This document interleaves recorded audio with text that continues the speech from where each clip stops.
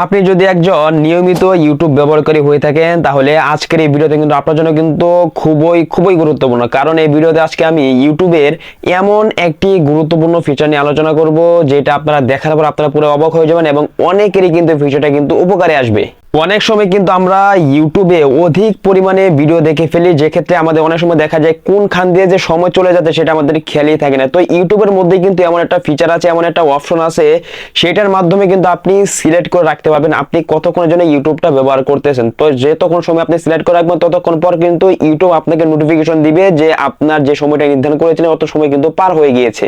আশা করি এই ভিডিওটি যারা ইউটিউব অধিক পরিমাণে ব্যবহার করেন তাদের কিন্তু খুবই উপকার আসবে। যারা চ্যানেলে নতুন দর্শক আছেন অবশ্যই চ্যানেলটিকে সাবস্ক্রাইব করে দিতে পারেন যাতে এরকম কোয়ালিটির টেক রিলেটেড গুরুত্বপূর্ণ ভিডিওগুলো আপনারা আর কখনোই মিস না হয়ে যায়।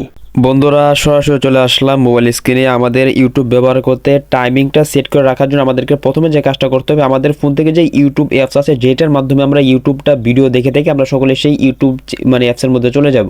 আমাদেরকে ইউটিউব অ্যাপসে আসার পর এখান থেকে এটা দেখেন যে আমাদের যে ডান পাশে যে প্রোফাইলের নিচে দিকে যে লোগোটা রয়েছে সকলে লোগোর মধ্যে ক্লিক করে দিব। অতঃপর আমরা এখান থেকে এই যে দেখেন যে সেটিংসের লোগোটা আছে, সকলে সেটিংসের লোগোর মধ্যে ক্লিক করে দিলে কিন্তু আমাদের সামনে কিন্তু এই ইউটিউবের সমস্ত সেটিংসগুলো কিন্তু শো হয়ে যাবে। এবার এখান থেকে এই যে দেখেন সবার প্রথম যে একটা অপশন রয়েছে জেনারেল, সকলে জেনারেলের মধ্যে ক্লিক করে দিলে কিন্তু আমাদের সামনে কিন্তু এরকম একটা ইন্টারফেস কিন্তু চলে আসবে। এবার এখান থেকে এই যে দেখেন সবার প্রথম যে অপশনটা রয়েছে সকলে যদি এটার মধ্যে ক্লিক করে দেন তাহলে আমাদের সামনে কিন্তু অনেক সময় কিন্তু চলে আসবে।